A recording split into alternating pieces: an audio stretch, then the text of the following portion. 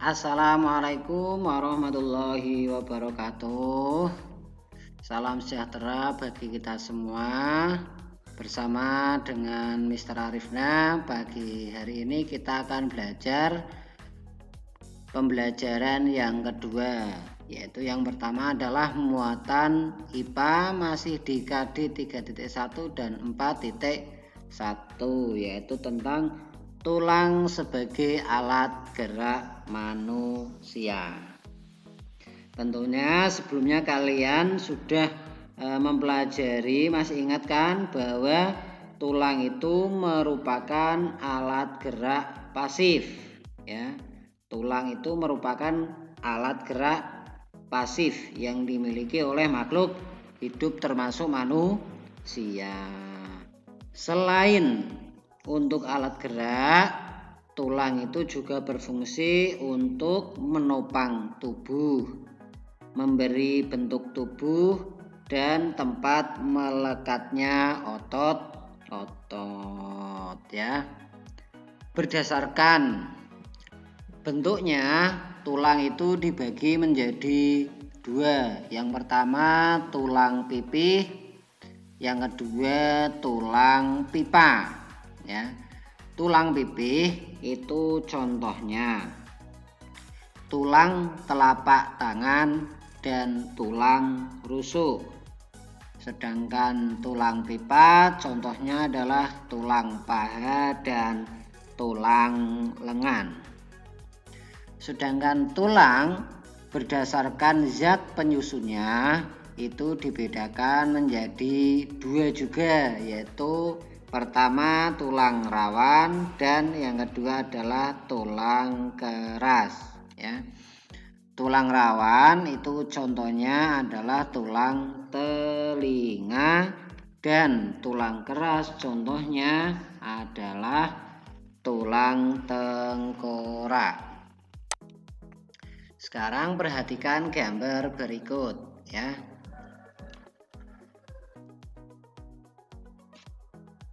Pertama nih ya, ini adalah tulang lengan atas, ya, ini bagian yang tangan ya Kak, tulang lengan atas. Terus yang ini, yang bawah ini ada dua ya Kak sebenarnya tulangnya. Yang paling luar ini namanya tulang hasta, terus yang dalam namanya tulang pengumpil. Terus yang di sini itu ada yang namanya tulang pergelangan tangan, dan bawahnya sedikit itu ada tulang telapak tangan. Terus yang paling ujung itu adalah tulang jari-jari tangan. Itu untuk alat gerak yang bagian atas atau tangan. Sekarang untuk alat gerak bagian bawah itu berarti kaki ya Kak. Nah di sini namanya ada tulang panggul, ya. Tulang apa Kak? Panggul.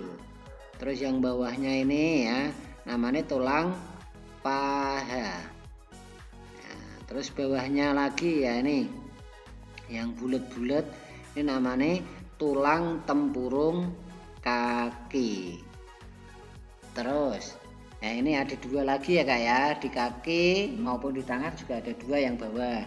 Yang luar itu tulang betis, yang dalam namanya tulang kering, ya. Yang kecil nih tulang betis, yang besar namanya tulang kering, ya. Terus yang di sini ya, namanya ada tulang pergelangan kaki. Terus ada tulang telapak kaki sama tulang jari kaki, ya. Jadi seperti itu ya Kak ya. Jadi ada banyak sekali macam-macam tulang ya, baik yang ada di tangan maupun yang ada di kaki ya.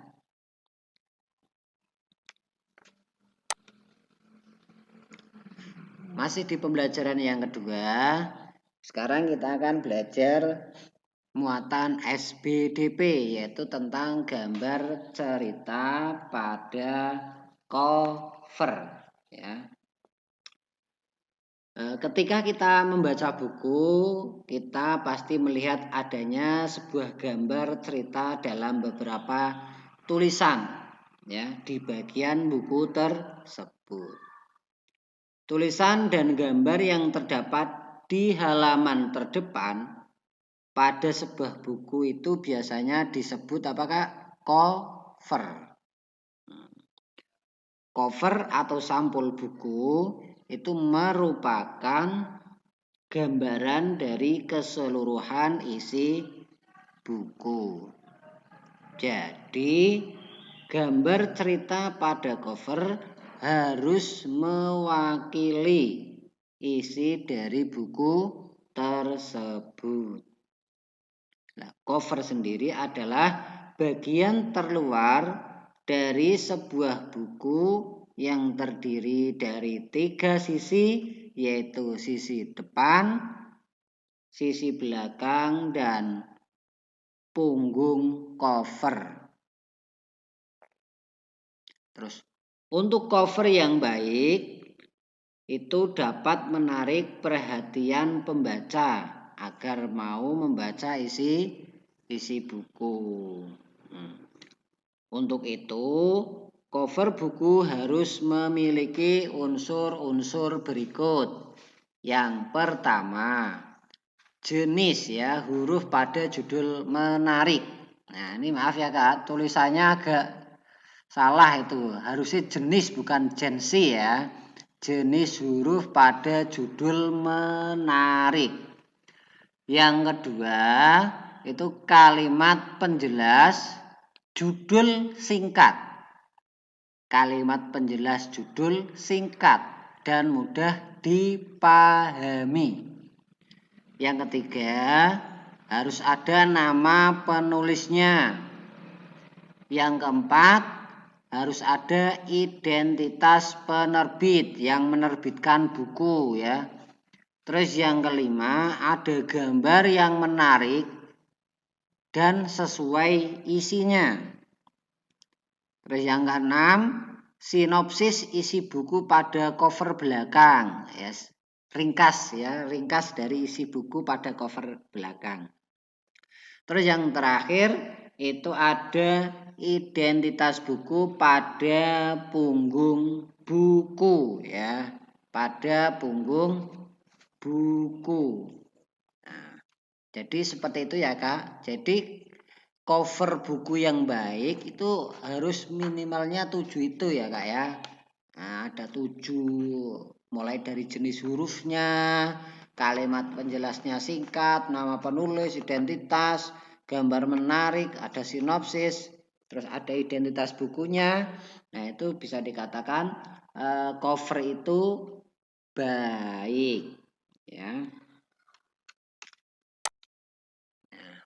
Perhatikan ya, ini ada contoh cover yaitu Bu Pena ya, tapi 1D enggak apa-apa ya. Kita kan 5A. Ini ya contoh yang 1D aja, berarti untuk kelas 1 ya. Perhatikan di sini ya, yang namanya identitas buku pada punggung buku itu ya ini. Ya, ini punggung. Nah, ini kan ketika depan, ini yang belakang ya, Kak ya. Nah, ini yang paling samping ini ya, namanya identitas buku pada punggung buku. Jadi ketika nanti kita di buku tersebut kita tata dalam rak, kita bisa lihat dari punggung bukunya ini, mulai dari judulnya apa gitu ya, penerbitnya siapa, pengarangnya siapa, jelas ya.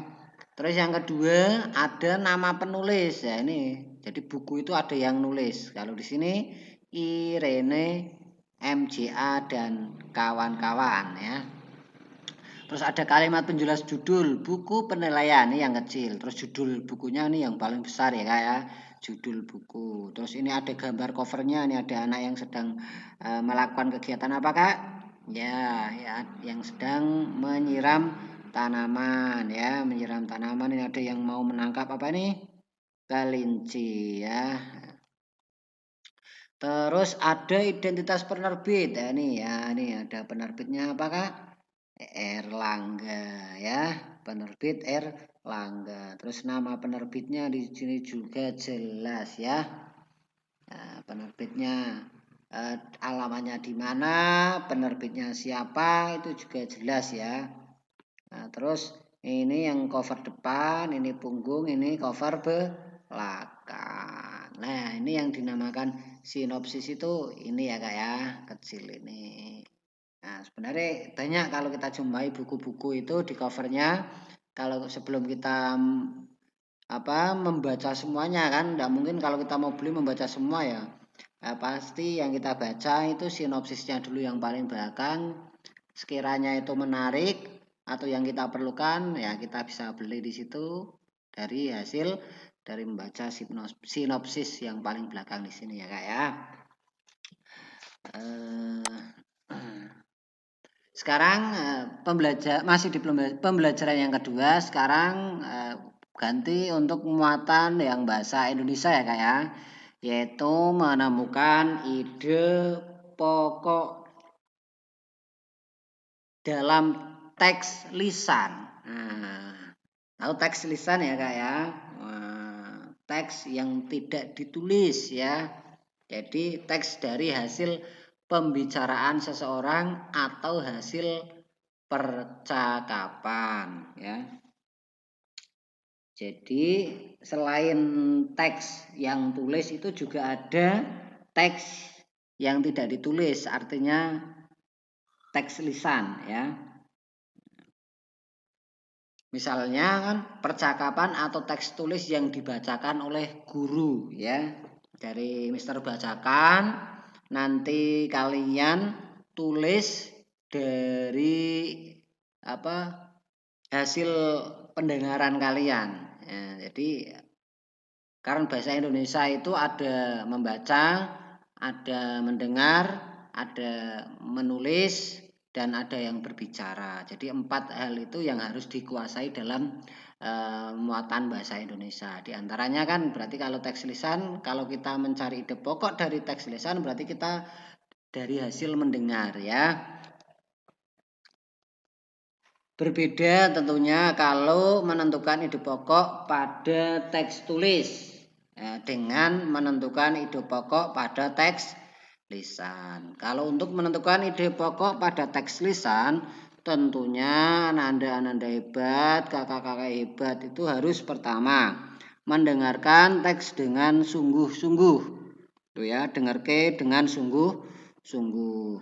Yang kedua, catat permasalahan atau peristiwa yang dibicarakan dalam teks tersebut yang dibacakan oleh misalkan guru atau orang tua.